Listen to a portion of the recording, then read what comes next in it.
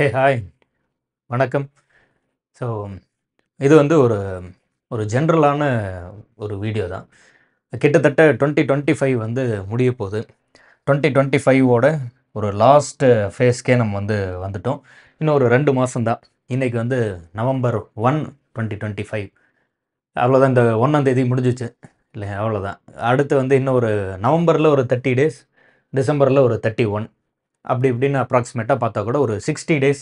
60 days முழுமையாக நமக்கு வந்து கிடைக்காது. அதில் தூங்குன நேரம் அது இதுன்னு நம்ம வந்து ஒரு நாளைக்கு ஒரு 5 மணி நேரம் படிச்சிட்டோம்னா பெரிய விஷயம். அவ்வளோதான் நமக்கு கிடைக்கும். ஒரு 5 to 6 ஹார்ஸ் எஃபோர்ட்ஸ் போட்டுட்டோம் அப்படின்ட்டுனாவே ரொம்ப பெரிய விஷயம் தான். அதுதான் கிடைக்கும்.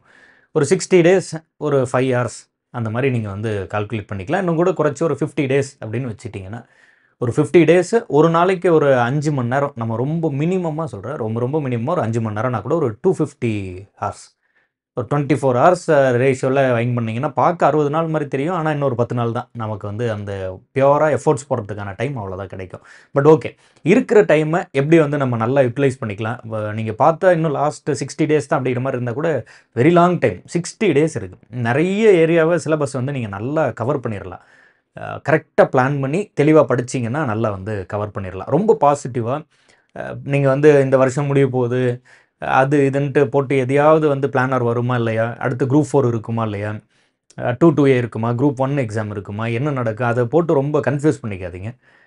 நம்ம கையில் நம்மளோட கண்ட்ரோலில் இல்லாத ஒரு விஷயத்தை பற்றி நம்ம எப்போதுமே ஒரி பண்ணிக்கக்கூடாதுன்னு சொல்லுவாங்க. அது மாதிரி அந்த பிளானர் நிச்சயமாக வரும். பிளானரில் வந்து குரூப் 4, 2A அல்லது குரூப் 1 இது மாதிரி ஏதாவது ஒரு எக்ஸாம் இருக்கிறதுக்கான பாசிபிலிட்டி ரொம்ப அதிகமாக இருக்குது. அப்படி தான் எல்லோரும் பேசிக்கிறாங்க. அதை தொடர்ந்து நம்ம மேலும் மேலும் வருமா வராதான்னு சொல்லி அங்கே ப்ரிடிக்ஷன் பண்ணிகிட்டு இருக்கிறதுனால பயன் இல்லை. அது வரும் அப்படிங்கிற ஒரு நம்பிக்கையில் நம்ம படிக்க ஆரம்பிச்சிட வேண்டியது தான். இன்றைக்கி இல்லைனாலும் ஒரு நாள் வரும். அன்னைக்கு வந்து நம்ம பரீட்சையை கிளியர் பண்ணுற அளவுக்கு தயாராக இருக்குமா அப்படிங்கிற கேள்வியை நமக்கு நம்மளே கேட்டுக்க வேண்டியது தான். ஸோ முன்னாடி எப்போதுமே இல்லாத அளவுக்கு இப்போ வந்து டிஜிட்டல் மீடியாவோட ப்ரெஷரு டிஎன்பிசி மேலே ரொம்ப அதிகமாக இருக்குது. ஒரு கொஸ்டின் வந்து மிஸ்டேக்காக பண்ணால் அந்த கொஸ்டினுக்கு வந்து பதில் சொல்லியே ஆக வேண்டிய கட்டாயத்தில் இருக்க அளவுக்கு ப்ரெஷர் ஃபுல்லாக பில்ட் ஆகுதுல. இப்போ ஸ்டூடெண்ட்ஸ் வந்து கலெக்டிவாக வந்து ஒரு ப்ரெஷரை வந்து டிஎன்பிசி மேலே கொடுக்குறாங்க. எல்லோரும் ஒன்று சேர்ந்து கேள்வி கேட்குறாங்க. நிறைய பாசிட்டிவான மாற்றங்கள் நடக்குது. நிறைய பிரச்சனை இருக்குது, இல்லவே இல்லை இங்கே வந்து பிரச்சனையே இல்லை அப்படி நம்ம சொல்லிட முடியாது. எக்கச்சக்கமான பிரச்சனைகள் இருக்குது. கொஸ்டின் பேப்பர்லேருந்து, டிரான்ஸ்லேஷன்லேருந்து, சிலபஸ்லேருந்து, அந்த சிலபஸை கவர் பண்ணுறதுக்கான புக்ஸ் எது அப்படிங்கிறதுலேருந்து நிறைய பிரச்சனை இருக்குது. அதில் மாற்று கருத்தே கிடையாது. ஆனால் கூட முன்னாடி எப்போதும் இல்லாத அளவுக்கு இப்போது நிறைய கேள்வி கேட்குறோம் இல்லையா. நிறைய ஒரு காமனான ஒரு கலெக்டிவான ஒரு ஒரு க்ரௌட் ஒன்று இருக்குது. டிஎன்பிசி அப்படின்னா ஒவ்வொரு டிஸ்ட்ரிக்ட்குள்ளே ஒரு கூட்டம் அந்த மாதிரிலாம் இல்லாமல் மொத்த தமிழ்நாட்டில் இருக்க டிஎன்பிசி ஆஸ்பிரண்ட்ஸ் இன்றைக்கி ஏதாவது ஒரு விதத்தில் இந்த இன்டர்நெட் ஆஃப் எராவில் ஒரே ஒரு தாட் ப்ராசஸ்க்குள்ளே தான் இருக்காங்க. அதுக்குள்ளே வந்து நம்ம நல்லா அதை கிளியராக பார்க்க முடியுது. ஸோ தட் எப்படி இருந்தாலும் டிஎன்பிசி வந்து பிளானரில் எக்ஸாம்ஸ் வந்து கொடுக்கறதுக்கான பாசிபிலிட்டி ரொம்ப அதிகமாக இருக்குது. குரூப் 4ஓ 2A குரூப் 1ஓ வந்து இருக்கிறதுக்கான சான்சஸ் தான் ரொம்ப அதிகம். பட் ஓகே, அது வரட்டும். நம்ம எப்படி இந்த 60 நாளில் தெளிவாக வந்து யூட்டிலைஸ் பண்ணிக்கலாம், என்னென்ன ஏரியாவை படிக்கலாம், எதில் வந்து அதிக முக்கியத்துவம் கொடுக்கலாம், எப்படி யூட்டிலைஸ் பண்ணிக்கலாம் அப்படின்ட்டுனா ரொம்ப சிம்பிளாக சின்னதாக அதை நீங்கள் வந்து புரிஞ்சுக்கணும் அப்படின்ட்டுனா, பிளானர் அது வந்து வரும் அப்படின்னு ஒரு நம்பிக்கை வச்சுட்டு கடந்து போயிட வேண்டியதுதான். அதுக்கு மேலே அந்த விஷயம் நம்ம கையில் இல்லை. அது வருமா வராதான்னு உட்காந்து நம்ம இங்கே ப்ரெடிக்ஷன் பார்க்க தேவையில்ல, அதற்கு வந்து ஜாதகம் பார்த்துட்டு இருக்க தேவையில்லை. அதை ஃப்ரீயாக விட்டுருங்க. வரும், நம்பிக்கை வச்சுருங்க, ஃப்ரீயாக விட்டுருங்க, பார்த்துப்போம். வரணும்னு தான் நம்மளும் எதிர்பார்க்குறோம். எல்லா எக்ஸாமுமே வரணுன்ட்டு ஒரு கம்ப்ளீட்டான ஒரு பிளான் ஒன்று பண்ணிக்குவோங்க. அது பிளான், திட்டமிடுதல், விஷன், அது மாதிரி ஏதாவது ஒரு பேர்.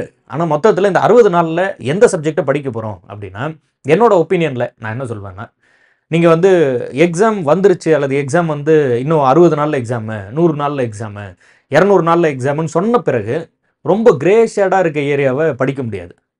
அதாவது இப்போ நம்ம வந்து எப்போதுமே எக்கனாமிக்ஸில் 5 ஆண்டு திட்டங்கள் மட்டும்தான் படிக்கிறது. எக்கனாமிக்ஸில் வேறு என்ன இருக்குன்னே நம்ம வந்து படிக்காமல் கூட போய் பரீட்சை எழுதின காலமெல்லாம் உண்டு. சயின்ஸை சுத்தமாக டச் பண்ணாமலே போய் கூட பரீட்சை எழுதி பாஸ் ஆகி வேலை வாங்கினவங்களும் உண்டு. அது பேசிக்காக பிளட் சர்க்குலேஷனு அந்த மாதிரி அந்த அடிப்படையாக அமிலம், காரம் இந்த மாதிரியான விஷயத்தை மட்டும் கூட படிச்சுட்டு போய் பரீட்சை எழுதுவாங்க. ஸோ அது மாதிரி இருக்கும்போது இப்போ இந்த மாதிரி அந்த நோட்டிஃபிகேஷன் வந்து கொஞ்சம் இன்னும் எப்போ வருது என்னன்னு தெரியல, பிளானரில் வந்து என்ன இருக்குன்னு தெரியல, இப்போ கொஞ்சம் டைம் கிடைக்குது இல்லை, இப்போ நீங்கள் என்ன பண்ணிக்கலாம்னா இது வரைக்கும் படிக்காமல் இருக்கக்கூடிய ஏரியாவெலாம் எடுத்து படிச்சுக்கலாம். நீங்கள் சுத்தமாக வந்து 11th 12th புத்தகத்தை இது வரைக்கும் நான் ஒரு தரம் கூட படித்து பார்க்கல அப்படின்னா எடுத்து சும்மா ஒரு கதை புக் படிக்கிற மாதிரி ஒரு கிளான்ஸ் படித்து பாருங்கள். 6th to 10th பொருளாதார புத்தகம், எக்கனாமிக்ஸ் புத்தகத்தை இது வரைக்கும் நான் படிக்கவே இல்லை, 10th ஸ்டாண்டர்ட் எக்கனாமிக்ஸ் புக்கை மட்டும்தான் படிச்சிருந்தேன் அப்படின்னா 6, 7, 8, 9 அந்த புத்தகத்தெல்லாம் ஒரு முறை வந்து நீங்கள் வாசித்து பார்க்கலாம். ஹிஸ்ட்ரி, பாலிட்டி இதெல்லாம் ஆல்ரெடி படிச்சிருப்பீங்க. ஏன்னா மெஜாரிட்டி ஆஃப் த க்ரௌடு வந்து இதைத்தான் படிப்பாங்க இல்லை, அரசியலமைப்பு, வரலாறு, இந்த ஏரியா தான் நம்ம படிப்போம். அப்போ படிக்காத ஏரியா பொருளாதாரம் மேபி நீங்கள் படிக்காமல் இருந்திருந்தால் அதை எடுத்து ஒரு முறை படித்து பாருங்கள். ஸ்கூல் புத்தகத்தில் முதல்ல 6 to 10 புத்தகத்தை இது வரைக்கும் முடிக்காமல் இருந்திருந்தா, ஒரு வேளை அப்படி இருந்தால் எடுத்து வந்து படிங்க. ஈவன் தோ நீங்கள் வந்து ஒரு ஃப்ரெஷராக இருந்தீங்க, இப்போ தான் புதுசாக டிஎன்பிஎஸ்சி எக்ஸாம் படிக்க ஆரம்பிக்கிறீங்க அப்படின்னா கூட ஸ்கூல் புத்தகத்தை எடுத்து பெருசாக ஒரு ப்ரெஷர் பில்ட் பண்ணிக்காம, அதாவது உடனே படிக்கணும், பாஸ் ஆகணும், அது இதுன்னு அப்படி இப்படின்னு போட்டு ப்ரெஷர் பில்ட் பண்ணிக்காம நார்மலாக ஒரு கதை புத்தகத்தை படித்து அதில் இருக்க விஷயத்தை தெரிஞ்சுக்கிறதுக்கு எவ்வளோ நிதானமாக படிப்பீங்களோ அந்த மாதிரி பொறுமையாக புத்தகத்தை வாசித்து பாருங்கள். அதில் என்ன சொல்லியிருக்காங்க, யாரை பற்றி பேசுகிறாங்க, என்ன கதை சொல்கிறாங்க, அந்த பாயிண்ட்ஸ் எல்லாம் வந்து ஃபஸ்ட் ரீடிங் ரொம்ப ரிலாக்ஸ்டாக பொறுமையாக வந்து படித்து பாருங்கள். அதுக்கப்புறம் செகண்ட் ரீடிங், தேர்ட் ரீடிங் திரும்ப படிக்கல, மனப்படைப்படும். அப்புறம் டெஸ்ட் போட்டு பார்த்தீங்கன்னா எங்கே நமக்கு நல்ல ஞாபகம் இருக்குது, எங்கே மறந்து போயிருக்குங்கிறது தெரியும்.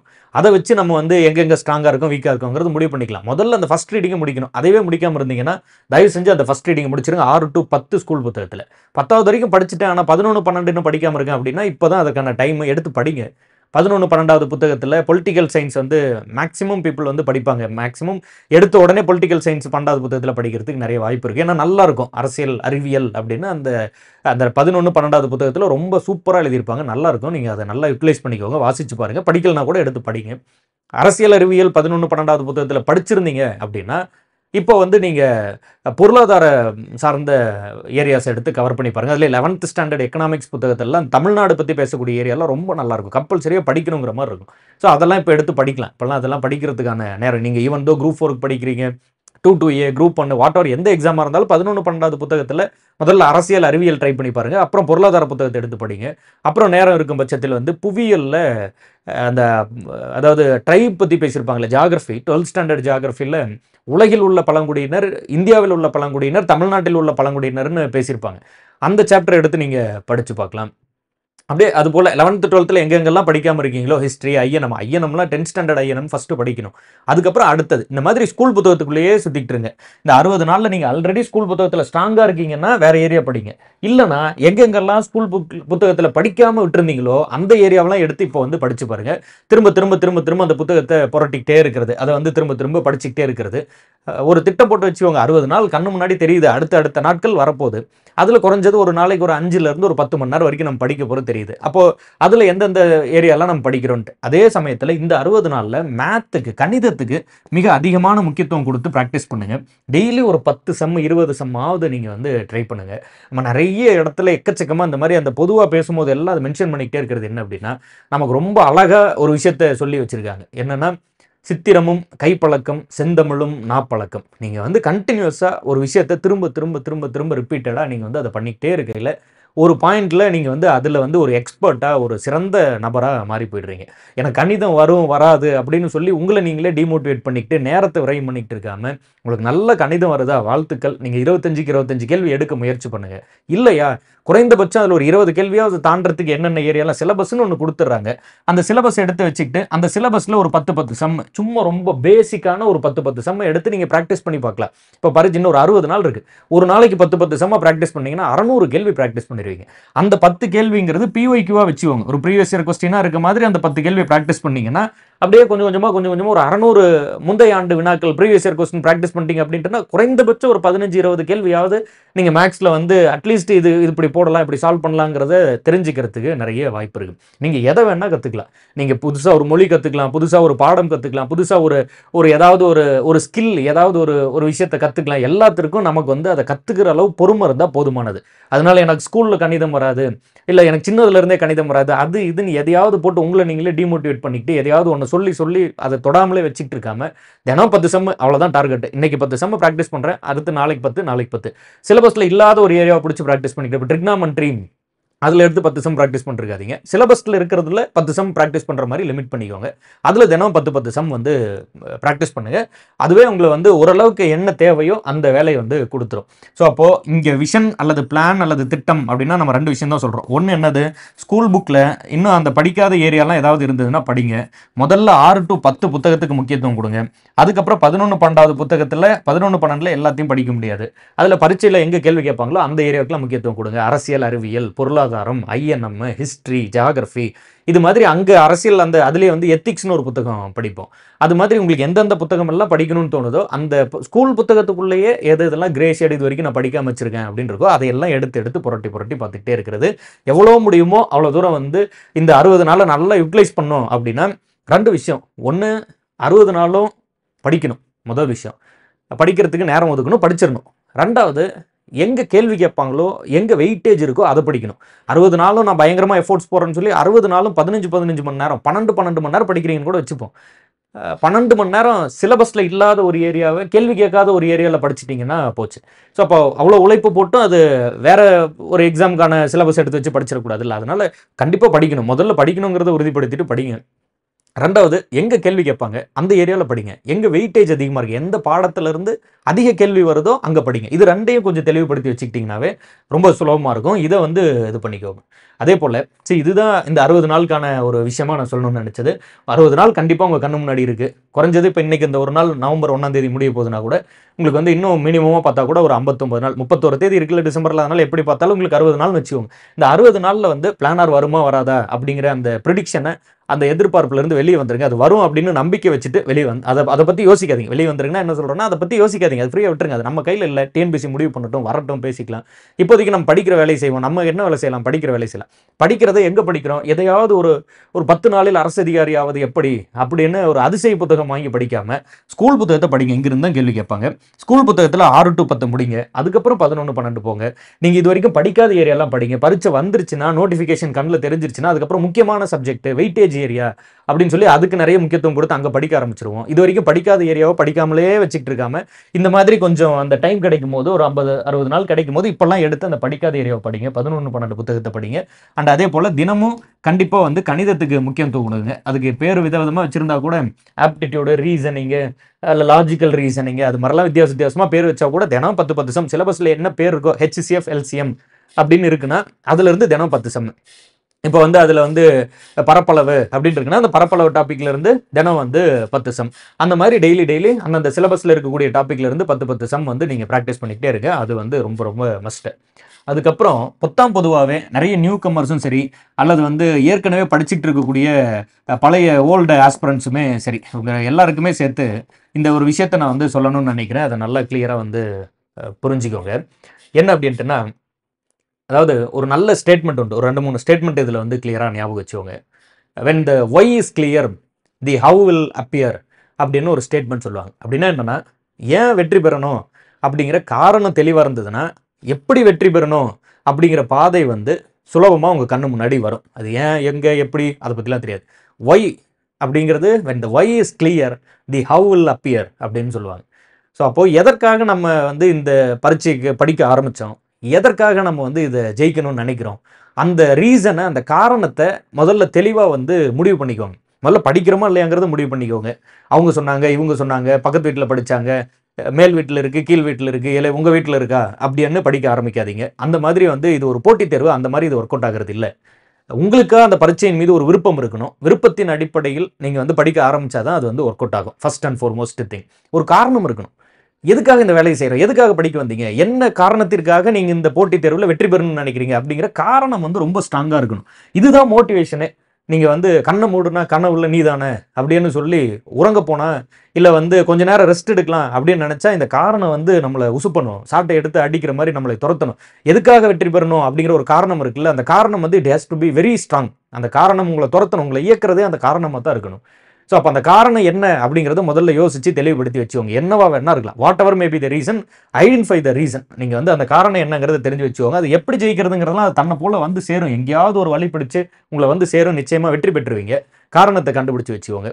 அண்ட் இந்த ஹவுக்கான இதுதான் இங்கெல்லாம் வேர் டு ஸ்டடி அப்படிங்கிறத நீங்கள் வந்து தெளிவுபடுத்திக்கணும். அது எந்த பரீட்சைக்கு படித்தாலும் சரி, வேர் டு ஸ்டடி அப்படின்னா என்ன, வேர் டு ஸ்டடி அப்படின்னா ஸ்கூல் புத்தகம் தான். என்னோட ஒப்பீனியனில் நான் என்ன சொல்லுவேன் அப்படின்னா ஸ்கூல் புத்தகம். ஸ்கூல் புத்தகத்தை கூட நீங்கள் முழுசாக படிக்க தேவையில்லை. சிலபஸில் என்ன கொடுத்துருக்காங்களோ அதை படித்தா போதும். இப்போ பாட புத்தகத்தில் முதல் உலக போர் அப்படின்னு கொடுத்துருப்பாங்க. பக்கம் பக்கமாக படித்து மனப்பாடம் பண்ணால் கூட ஒரு கேள்வி கூட வராது. ஏன்னா சிலபஸில் இல்லை. அப்போ syllabus school book, syllabus school book. இதை வந்து நீங்கள் வந்து ஒரு புனித புத்தகமாக வந்து ஒவ்வொரு மதத்திற்கும் புனித புத்தகங்கள் இருக்க மாதிரி சிலபஸையும் பாட புத்தகத்தையும் நீங்கள் முழுமையாக வந்து படிக்கணும். அதுதான் வேர் டு ஸ்டடி. அதுக்கப்புறம் நீங்கள் எந்த மெட்டீரியல் வேணாலும் படிங்க. எனி மெட்டீரியல் உங்களுக்கு எது கம்ஃபர்டபுளாக இருக்கோ அதை படிங்க, ஒரு பிரச்சனை இல்லை. ஹவு டு ஸ்டடி அப்படின்னா இதுக்கு வந்து என்னோட பாயிண்ட் ஆஃப் வியூவில் நான் என்ன சொல்லுவேன் அப்படின்ட்டுனா அப்படி ஒன்று கிடையவே கிடையாது. நீங்களாக கற்றுக்கிறது தான். படிக்க படிக்க படிக்க படிக்க நீங்களாக வந்து அதை கற்றுப்பீங்க. ஏதாவது ஒரு மெத்தட் உங்களுக்கு வந்துடும். இப்போ ஒரு சிலர் வந்து அதிகாலையில் எழுந்து படிப்பாங்க, ஒரு சிலர் இரவில் வந்து படிப்பாங்க, ஒரு சிலர் வந்து சொல்லி கொடுத்தா டக்குன்னு ஈஸியாக புரிஞ்சுப்பாங்க, ஒரு சிலர் வந்து ஆடியோ வீடியோவாக பார்த்து படிச்சுப்பாங்க. Any method, whatever maybe the method, கற்றுக்கோங்க, படிச்சுக்கோங்க. அதுதான் வந்து தேவை. இந்த ஹவு டு ஸ்டடி அப்படிங்கிறத போட்டு குழப்பிக்காதீங்க. இந்த ஹவு டு ஸ்டடியை பொறுத்த வரைக்கும் ஒரு விஷயம் நல்லா ஞாபகம் வச்சுக்கோங்க. நீங்கள் வந்து உங்களை ஒரு டிசிப்ளின்குள்ளே கொண்டு வந்து தினம் நீங்கள் படிக்க முயற்சி பண்ணும்போது தினம் தினம் தினம் தினம் படிக்க முயற்சி பண்ணிக்கிட்டே இருக்கீங்க அப்படின்னா ஒரு பாயிண்டில் அதை கற்றுப்பீங்க. எப்படியாவது நீங்கள் வந்து அதை உங்களுக்குன்னு ஒரு ஓன் ஸ்டைலில் க்ரியேட் பண்ணிப்பீங்க. ஒருத்தர் வந்து ஒரு மெத்தடில் படிக்கிறாருங்கிறதுக்காக உங்களுக்கு அதே மெத்தடில் நீங்களும் படிக்கணும் அப்படிங்கிற தேவையில்லை, ஒன்றும் இல்லை. நீங்கள் you can create your own method. எப்படியோ ஒன்று படித்தா சரி, பாஸ் ஆனால் சரி. அந்த எப்படிங்கிறது நீங்கள் திரும்ப திரும்ப திரும்ப திரும்ப படிக்க முயற்சி பண்ணிக்கிட்டே இருக்க தான் அது வந்து உங்களுக்கு வசப்படும். நீங்கள் சும்மா வந்து நான் இப்போ ஒரு ஒரு ஒரு அரை மணி நேரம் படிச்சுட்டா இல்லை எனக்கு புரியல, இல்லை எனக்கு இது வந்து சரியாகுமான்னு தெரில, அது இதுன்னு சொல்லி எதையாவது போட்டு யோசிச்சுட்டு இருந்தால் இதாகாது. நீங்கள் ரொம்ப சிம்பிளாக புரிஞ்சிக்கணும் அப்படின்ட்டுனா, சரி இப்போ நான் வந்து இங்கேருந்து வந்து ஒரு ஊருக்கு போகணுன்னு நினைக்கிறேன்னு வச்சுக்கோங்க. இப்போ நான் சேலம் டிஸ்ட்ரிக்டில் இருக்கேன். இங்கேருந்து வந்து நான் வந்து வேறு ஏதாவது இப்போ சென்னைக்கு போகணும் அப்படின்னு நினைக்கிறேன். சென்னையில் ஆல்ரெடி இருக்கக்கூடிய ஒருத்தங்களுக்கு ஃபோன் பண்ணி எப்படி சென்னைக்கு வருதுன்னு கேட்டுகிட்டே இருந்தால் அவர் நிறைய வழி சொல்லுவார். இந்த வழியில் வாங்க, அந்த வழியில் வாங்க.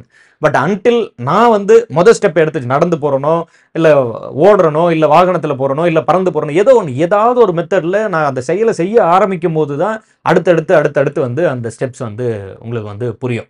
ஸோ இதை பொறுத்த வரைக்கும் ஸ்டார்ட் ரீடிங். நீங்கள் வந்து படிக்க தொடங்குங்க. மெல்ல மெல்ல மெல்ல மெல்ல வந்து நீங்கள் உங்களுக்கான ஒரு ஓன் மெத்தடை கிரியேட் பண்ணிப்பீங்க. டெஸ்ட் போடுறதுலையும் சரி, படிக்கிறதுலையும் சரி, அதிகாலையா இரவில் படிக்கிறதா, எப்போ படிக்கிறது, என்ன படிக்கிறது, எல்லாமே you will create your own method. நீங்கள் வந்து you have to start doing. அவ்வளோதான். ஒரு நல்ல ஒரு மோட்டிவேஷனலான ஒரு ஸ்டேட்மெண்ட் எப்போதுமே உண்டு. First step is the hardest ஸ்டெப்னு சொல்லுவாங்க. முதல் அடி தான் எப்போதும் மிக மிக கடினமானதாக இருக்கும். ஒரு மீம்ல கூட நான் பார்த்தேன். அந்த ஒருத்தர் நிற்கிற மாதிரி இருக்கும், அவருக்கு மேலே அப்படி ஒரு ஸ்டெப்ஸ் மாதிரி போட்டுட்டு அந்த முதல் அடி தான் கடினமானதுன்னு எழுதியிருப்பாங்க.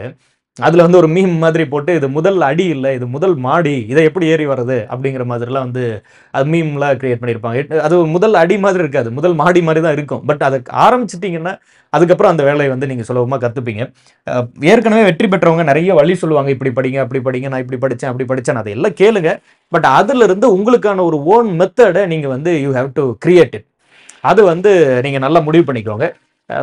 காத்திருக்காதீங்க, நல்ல நேரம் வரும் அதுக்கப்புறம் நான் வந்து ஆரம்பிக்கிறேன் அப்படின்னு காத்திருக்காதீங்க. பொறுமையாக வந்து நீங்கள் வந்து படிக்க ஆரம்பிங்க. ஒரு அடி ஆரம்பிச்சா கூட பொறுமையாக படிக்க ஆரம்பிங்க. You will find your way.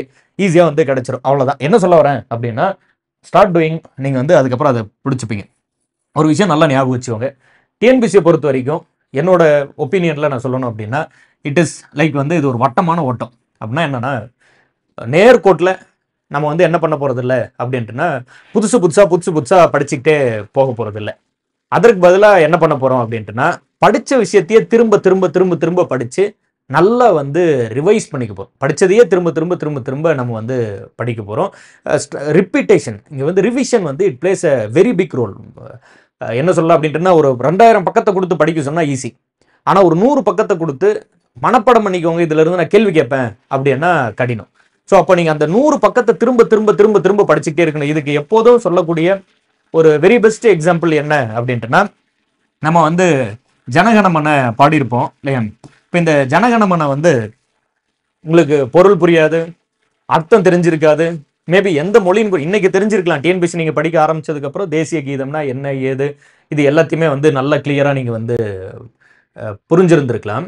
But அன்னைக்கு இதற்கான அர்த்தம் என்ன, இதோட பொருள் என்ன, ஏன் பாட வைக்கிறாங்க அப்படிங்கிறது கூட தெரியாமல் நம்ம வந்து என்ன பண்ணியிருப்போம் அப்படின்ட்டுனா இதை திரும்ப திரும்ப பாடி பாடி பாடி பாடி மனப்பாடம் ஆகிடுச்சு. நீங்கள் கோமா ஸ்டேஜுக்கு போனாலே ஒழிய உங்களால் இதை இன்னைக்கு மறக்கவே முடியாது. அந்த மாதிரி நீங்கள் வந்து வெரி ஸ்ட்ராங்காக அதை வந்து படிச்சிட்டிங்க. அதற்கு ஒரே காரணம் என்ன அப்படின்ட்டுனா கண்டினியூஸான ரிவிஷன். ரொம்ப கண்டினியூஸாக ரிவைஸ் பண்ணி அதை நீங்கள் மொழி தெரியாத அர்த்தம் புரியாமல் கூட மனப்பாடாகி போயிடுச்சு அப்படின்னா, நீங்கள் இங்கே மொழி தெரிஞ்சு அர்த்தம் புரிஞ்சு படிக்கும் போது தன்னை போல மனப்பாடம் ஆகிடும். ஆனால் நீங்கள் அந்த அளவுக்கு ரிவைஸ் பண்ணும். 10 தரம் படித்து புரியல அப்படின்னா 20 தரம் படிங்க, இல்லையா 200 தரம் படிங்க, இல்லை 2000 தரம் கூட படிங்க. உங்களுக்கு வேலை வேணும், நீங்கள் ஸ்ட்ராங்காக அந்த ஒய் கிளியராக இருந்தால் நீங்கள் 2000 தரம் கூட படிச்சிருவீங்க. அதனால நீங்கள் வந்து ஸ்டார்ட் ரிவைசிங் யுவர் சப்ஜெக்ட்ஸ். எவ்வளோ முடியுமோ அவ்வளோ தூரம் நல்லா ரிவைஸ் பண்ணுங்க, நீங்கள் வந்து ஈஸியாக அதை புரிஞ்சிக்கலாம். அதே போல் இங்கே வந்து ரெண்டாவது மோஸ்ட் இம்பார்ட்டண்ட்டாக and first and foremost thing, ரொம்ப ரொம்ப முக்கியமானது என்ன தேவை அப்படின்னா, இட் இஸ் கன்சிஸ்டன்சி. தொடர்ச்சியான உழைப்பு வந்து இங்கே ரொம்ப ரொம்ப அவசியம். ஒரு நாள் 20 மணி நேரம் படிக்கிறது, அப்புறம் ஒரு வாரத்துக்கு நீங்கள் வந்து உழைப்பை போடாமலே விட்டுட்டீங்க அப்படின்ட்டுனா ரொம்ப கஷ்டம். இதில் வந்து இந்த கன்சிஸ்டன்சிங்கிறதுல நிறைய பிரச்சனை இருக்குது. என்னென்னா, நீங்கள் வந்து உங்களுக்கு நீங்கள் கன்சிஸ்டண்ட்டாக இருக்கணும், அவ்வளோதான். சுற்றி இருக்கவங்களுக்கு இல்லை. இப்போ நீங்கள் ஒரு வேலையை செய்கிறீங்க, அதில் வந்து நீங்கள் வந்து உங்களுக்கு நீங்களே, அதாவது நமக்கு உண்மையாக இருக்கிறதுன்னு சொல்லுவாங்கல்ல, அந்த மாதிரி உங்களுக்கு நீங்களே வந்து அதை தொடர்ச்சியாக ரெகுலராக அந்த வேலையை செஞ்சுக்கிட்டே இருக்குமா அப்படிங்கிறதுல கன்சிஸ்டண்ட்டாக உண்மையாக இருக்கும், அவ்வளோ. வேற no other person to judge. உங்களுக்கு நீங்களே வந்து தினம் தினம் அந்த வேலையை ப்ராப்பராக செய்யலாம். அதை ஒரு சில நாள் வந்து மேபி நீங்கள் வந்து அதை அந்த கன்சிஸ்டன்சி இல்லாமல் கூட போயிடலாம். அதை வச்சுக்கிட்டு டிமோட்டிவேட் ஆகிட்டு உட்காந்து நெகட்டிவாக ஃபீல் பண்ணிக்கிட்டு எதையாவது பேசிக்கிட்டு இருக்கக்கூடாது. எப்போ பார்த்தாலும் நான் வந்து இந்த மாதிரி தான், நான் வந்து இதை வந்து சரியாக பண்ணுறதில்ல, அதாச்சு இதாச்சுன்னு உங்களுக்கு நீங்களே நெகட்டிவாக சொல்லிக்கிட்டு நேரத்தை விரைவு பண்ணிக்கிட்டு இருக்காம, பரவாயில்ல 1 or 2 days வந்து கன்சிஸ்டன்சி மிஸ் ஆகிறது சகஜம் தான், எல்லாருக்கும் அது நடக்கும். தூக்கி போட்டு அடுத்த நாள் மறுபடியும் ப்ரொடக்டிவாக இருக்கணும். ஒரு நாள் மிஸ் பண்ணிட்டு அந்த மிஸ் பண்ணதை ஃபீல் பண்ணுறேன்னு சொல்லி, இல்லை அதை பற்றி பேசுகிறேன்னு சொல்லி இன்னும் அடுத்தடுத்து வரக்கூடிய நாட்களையும் சேர்த்து இழந்துட்டு இருக்கக்கூடாது. அந்த தவறெல்லாம் பண்ணாதீங்க. ஒரு நாள் வந்து முடிஞ்ச அளவுக்கு கன்சிஸ்டண்ட்டாக இருக்கு பாருங்க. ஒரு நாள் 2 நாள் ஏதாவது ஒரு காரணத்தினால கன்சிஸ்டண்ட்டாக இருக்க முடியல, தொடர்ச்சியாக படிக்க முடியல அப்படின்னா போயிட்டு போகுது. அந்த ஒரு நாளை விட்டுட்டு அடுத்து மறுபடியும் வந்து அடுத்தடுத்த நாட்களில் வந்து தொடர்ச்சியாக படிக்க ஆரம்பிச்சிருங்க. Consistency it plays a very big role. அதனால் இதை நல்ல மனசில் ஞாபகம் வச்சுக்கோங்க. ஸோ ஸ்கூல் புத்தகத்தில் படிங்க, சிலபஸில் இருக்கிறது படிங்க, அதை வந்து திரும்ப திரும்ப படிங்க. ஹவு டு ஸ்டடி பொறுத்த வரைக்கும் படிக்க ஆரம்பிச்சதுக்கப்புறம் you will find your own way. திரும்ப திரும்ப ரிவைஸ் பண்ணோம். ஜனகணமன தான் பெஸ்ட் எக்ஸாம்பிள், நல்ல ஞாபகம் வச்சுக்கோங்க. அதே போல் வந்து கன்சிஸ்டன்சி தொடர்ச்சியாக படிக்கணும். ஒரு நாளில் வந்து நம்ம வந்து ரோமஸ் நாட் பில்ட் இன் அ டே அப்படின்னு சொல்லுவாங்க இல்லையா, அந்த மாதிரி வந்து ஒரே நாளில் எதுவும் வந்து இது பண்ணிட போகிறதில்ல. அதை வந்து நீங்கள் பார்த்துக்கோங்க. அதுபோல் தொடர்ச்சியான இந்த உழைப்போட முக்கியத்துவத்தை புரிஞ்சுக்கிட்டு திரும்ப திரும்ப படிங்க. மற்றபடி எண்ட் ஆஃப் த டே கடைசியாக ஒரு விஷயம் தேவை. அது என்ன அப்படின்ட்டுனா நம்பிக்கை. நம்பிக்கை வச்சுருங்க, அமைதியாக இருங்க, பெருசாக போட்டு குழப்பிக்காதீங்க. வள்ளுவர் வந்து மிக அழகாக சொல்லியிருப்பார். அதாவது சொல்லுக சொல்லிர் பயனுடைய சொல்ல இருக்க, சொல்லிர் பயனில்லா சொல். சொல்கிறதா இருந்தால் நல்லதாக சொல்லு, இல்லைன்னா சொல்லாத அப்படின்னு இருப்பார். அதே போல் இணைத்தானும் நல்லவை கேட்க அனைத்தானும் ஆன்ற பெருமை தரும்னு வச்சுக்கோங்க. சின்ன விஷயமா இருந்தால் கூட நல்லதாக கேட்கணும். ஒன்று நம்ம சொல்லும் போது நல்லதாக சொல்லணும், இல்லையா கேட்கும் போது நல்லதாக கேட்கணும். இதை வந்து ஒரு குப்பை தொட்டி மாதிரி காதுகளில் வந்து கண்ட குப்பைகளை கொண்டு வந்து கொட்டிக்கிட்டே இருக்கிறது.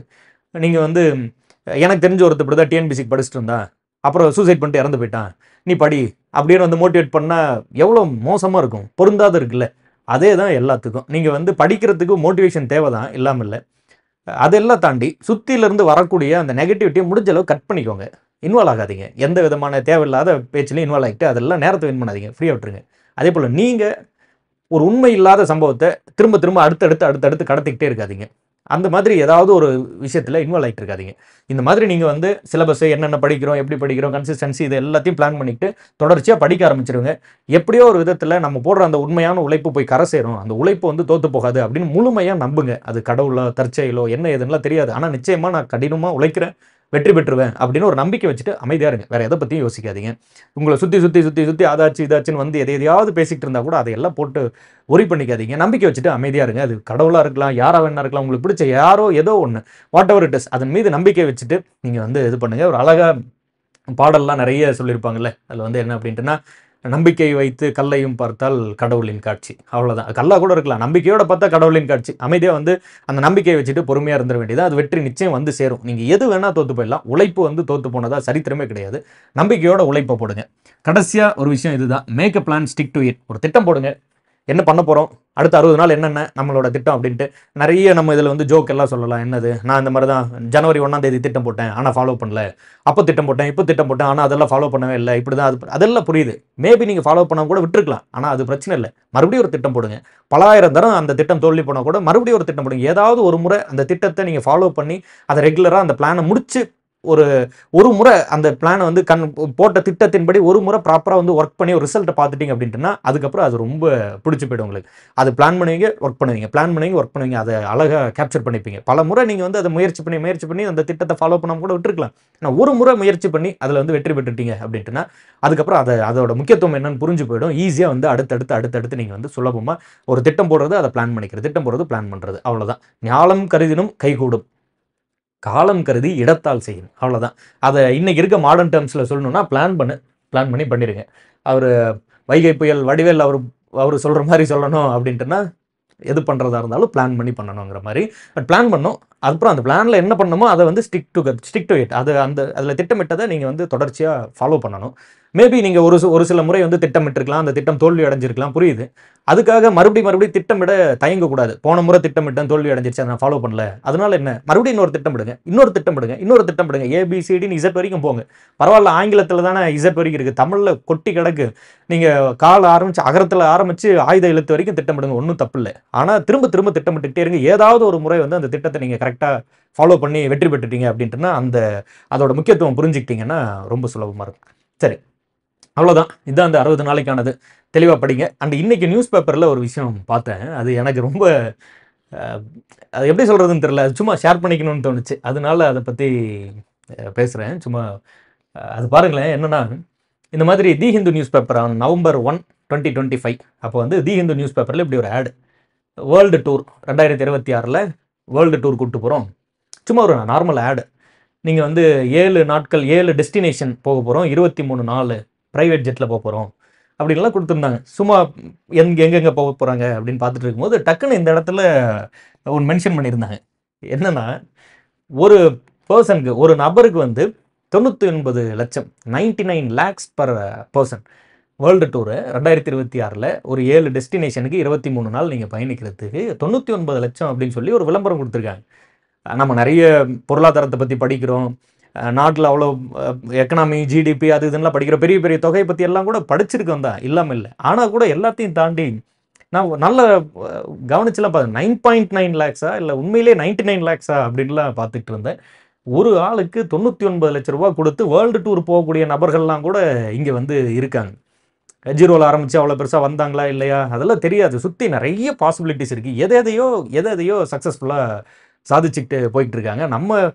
நம்ம ஆசைப்படுறதுல என்ன, நீங்கள் வந்து ஒரு எக்ஸாமை கிளியர் பண்ணி 8th பே கமிஷன்லாம் வந்து ஒரு குரூப் 4க்கு வந்து ஒரு 50,000 ரூபாய் சேலரி கொடுத்துட்றாங்க அப்படின்னு நம்ம வந்து வச்சுப்போம். இல்லை, நல்ல ஒரு மாதிரி ஒண்டர்ஃபுல்லாக எக்ஸாம்லாம் கிளியர் பண்ணிடுறீங்க, மாதம் 1 லட்ச ரூபா சம்பளம் வாங்குறீங்க அப்படின்னு எடுத்துட்டா கூட இந்த ஒரு ட்ரிப்புக்கான காஸ்ட்டுக்கு 99 மாதம் நம்ம வந்து உழைச்சிருக்கணும். கொஞ்சம் ரொம்ப பெருசாக தெரியுது இல்லையா? 1 லட்சம் எடுத்துட்டா கூட 12 மாதத்துக்கு என்ன 12 லட்சம் வாங்கியிருப்போம். 100 வருஷம் வேலை செஞ்சீங்கன்னா கூட, 100 இயர்ஸ் வேலை செஞ்சீங்கன்னா கூட 1200 லட்சம் தான் வந்திருக்கும் இல்லையா? 1200 lakhs which is approximately 12 crores. ஏன்னா இங்கே நம்ம 100 இயர்ஸும் வேலை செய்ய போகிறதில்ல, 12 lakhs per monthக்கான பாசிபிலிட்டியும் கொஞ்சம் கம்மி. அப்போ 12 crores கூட எட்டி பிடிக்க முடியாமல் அந்த ஃபினான்ஷியல் வேல்யூங்கிறது கம்மியாக போயிடும்.